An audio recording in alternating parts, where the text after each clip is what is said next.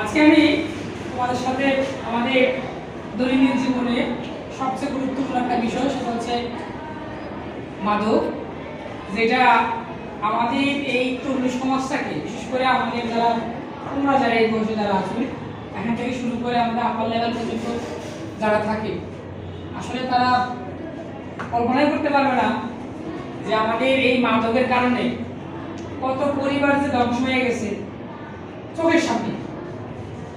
আর আমরা এতটাই নির্বুধ যে প্যাকেটের গায়ে কিন্তু লেখাই থাকে, তোমরা দেখলে বুঝতে পারবা যে সিগারেটের গায়ে কিন্তু সত্যিকার অর্থে সেখানে লেখা থাকে ধূমপানের কারণে ক্যান্সার হয়, লেখা ছিলেন। দেখো একটা মাস্ক পরাইত অবস্থা থেকে তাকে যখন মানে মুমূর্ষু অবস্থা একটা রোগী দেখলে যেমন দেখা যায়, ঠিক ওরকম একটা ছবি ওই সিগারেটের প্যাকেটের গায়ে দেওয়া আছে। তোমার দেখবে সেটা? অথচ আমরা এতটাই শিক্ষিত ব্যক্তি যে আমরা এটাকে পড়ি যে ধূমপান স্বাস্থ্যের জন্য ক্ষতিকর, এটার কারণে ক্যান্সার হয়, ফুসফুসের সমস্যা হয়, শ্বাস প্রশ্বাসের সমস্যা হয়, কিন্তু আসলে আমরা প্রতিদিনকে এটা কিনে কিনে খাই না। আসলে এই মাদক কতটা যে ভয়াবহ, আমি তোমাদের একটা ধারণা বলি। সেটা হচ্ছে আমাদের বাংলাদেশের একজন প্রখ্যাত গায়ক, তার নাম হচ্ছে নোবেল। নাম শুনছো তোমরা? তিনি ইন্ডিয়াতে সারেগামাপাতে একটা রিয়েলিটি শো হয়, সেখানে তিনি বাংলাদেশের প্রতিনিধিত্ব করেছিলেন এবং সেখানে ভালো পারফরমেন্স করেছিলেন, যার কারণে আমাদের বাংলাদেশের সুনাম সব জায়গায় ছড়িয়ে পড়েছে। এই নোবেল কিন্তু মাদকে আসে, অথচ তার যে ব্রাইট ফিউচার, এত সুন্দর তার ভবিষ্যৎ, এটা কল্পনাই করা যায় না। আমরা মানে বিশেষ করে আমি বেশ কিছুদিন আগে দেখলাম যে তাকে সর্বশেষ তাকে মাদকের অপরাধের কারণে তাকে জেলে যেতে হয়েছে এবং তিনি সেখানে বেশ কিছুদিন জেলে ছিলেন।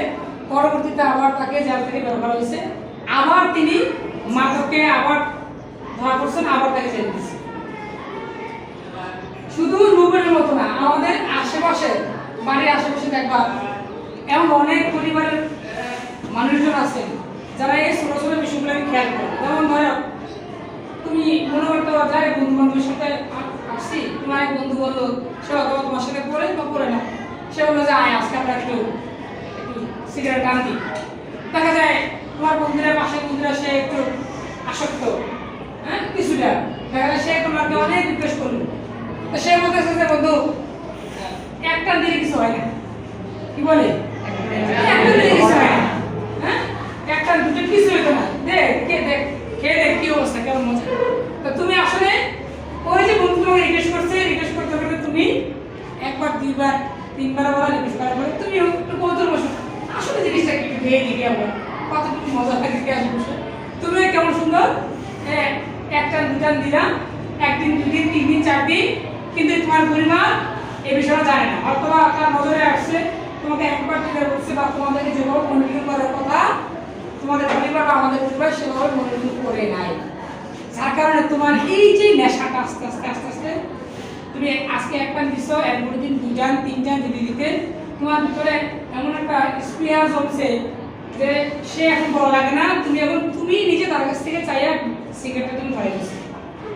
এরকম হয়েছি এই যে তোমার এখান থেকে এই যে শিক্ষাটা যে শুরু হলো, তোমার স্কুল বন্দি থাকা অবস্থায় আমাদের এই অবস্থা, এখান থেকে যখন সে কলেজে যায় তখন সে আস্তে আস্তে এই সিগারেট থেকে সে ভয়ঙ্করের দিকে ঝুঁকে। যেমন তার মনে করো সে ইয়াবা সেবন করে, গাঁজা সেবন করে, ঠিক আছে, ফেসিলি সেবন করে, যখন এই জিনিসগুলো সে আস্তে আস্তে গ্রহণ করতে থাকে, তখন তার মানসিক যে অবস্থা, মানে একটা মানুষের যে নৈতিক স্মরণ ঘটে, এটা হচ্ছে একমাত্র।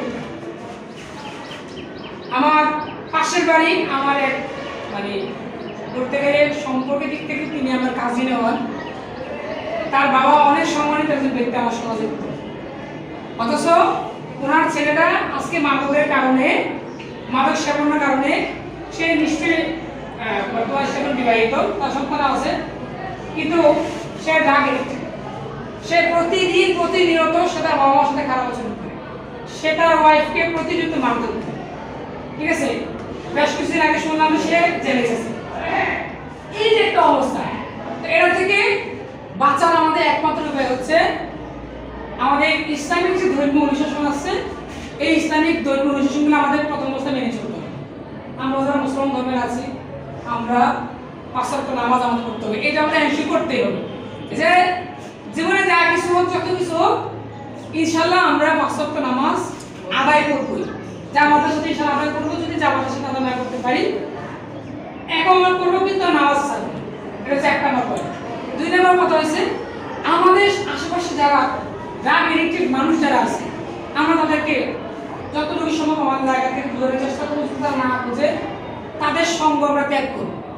সে যদিও তোমার অনেক ভালো বন্ধু, অনেক ভালো বন্ধু, কিন্তু তার যে চারিত্রিক যে গুণাবলী থাকা দরকার, বা সে একজন ছাত্র হিসাবে তার যে গুণাবলী থাকা দরকার, এই জিনিসগুলো তার কাছে নাই, তুমি তার কাছে গেলে তুমি খারাপ একটা আশঙ্কা থাকে, সেক্ষেত্রে তুমি তার সঙ্গটাকে ত্যাগ করবে। 3 নম্বর পয়েন্ট হলো তুমি আশেপাশে যারা থাকে খেলাধুলায় মনোনিবেশ করো। যত বেশি পড়াশোনায় থাকবা, খেলাধুলায় সাংস্কৃতিক যেই আমাদের হয়, সাংস্কৃতিক তুমি দেখা যায় তোমার মন ভালো লাগতেছে বা ভালো লাগতেছে না, তুমি একটা স্টার শুনে গাইতে পারো, তুমি একটা গান গাইতে পারো। তারপর হচ্ছে তোমার মাঠের ভিতরে তোমার বন্ধুরা খেলতেছে বা বন্ধুরা ছোটরা খেলতেছে, তোমাকে তারা নেয় বা নিবে, তুমি ইচ্ছাকৃত হবে তুমি তার কাছে যাবে, তুমি নিজে তাদের সাথে ওখানে ইনভলভ করবে, তুমি খেলাধুলা করবে। ঠিক আছে, এরপরে দেখা যায় তোমার যদি আমার যদি ইচ্ছা থাকে, যেমন তুমি সামাজিক কিছু কর্মসূচি তুমি হাতে নিতে পারো।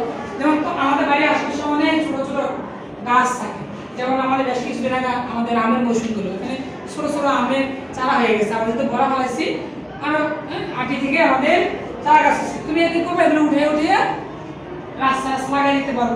কারণ তুমি যেই সময়টা বাজে মতো যাওয়ার কথা, এই সময়টা তুমি সামাজিক কাজে বিনিয়োগ করতেছো, তার কারণে তোমার ওই সাইডে যাওয়ার কোনো সুযোগ নেই। বুঝতে পারতেছো? তাহলে আমাদের ভাইটাল যে পয়েন্টটা সেটা হলো যে সর্বাবস্থায় যারা এগুলোতে আসক্ত থাকে, আমাদের পরিবারের মধ্যে বিশেষ করে বাবারা ভাইয়েরা যারা এই জিনিসগুলোতে আসক্ত থাকে, আমরা তাদেরকে কুফর সম্পর্কে জিনিসটা জানবো, তাদেরকে জানাবো। আসলে কি হয়, এই যে আমরা যে সিগারেটটা খাচ্ছি, গাঁজা খাচ্ছি, ইয়াবা বলো, যা কিছু বলো, যে ড্রাগ আমরা নিচ্ছি, এতে কিন্তু তোমার তার সম্মান তো শেষই, পাশাপাশি তার কারণে, ওই ব্যক্তির কারণে তার পরিবারের পুরো সম্মানটাই সমাজের ভিতরে নষ্ট, এই পরিবারটা দাঁড়াইতে পারবে, উঠে দাঁড়াইতে পারবে। এমনকি তার মেইনলি যেই রোগটা হয় সেটা হচ্ছে তার ক্যান্সার হয়। আর যাদের ক্যান্সার হয় তাদের কোনো আনসার নেই, আনসার আছে না, নেই। অর্থাৎ পৃথিবীতে সব রোগের চিকিৎসা হয়, কিন্তু ক্যান্সারের রোগের চিকিৎসা ওরকম প্রতিষেধক আমাদের এখন আবিষ্কৃত হয়নি। যার নামটা আছে এগুলো হচ্ছে মানে ধৈর্যবাস নার্সিং উন্নত হয়েছে।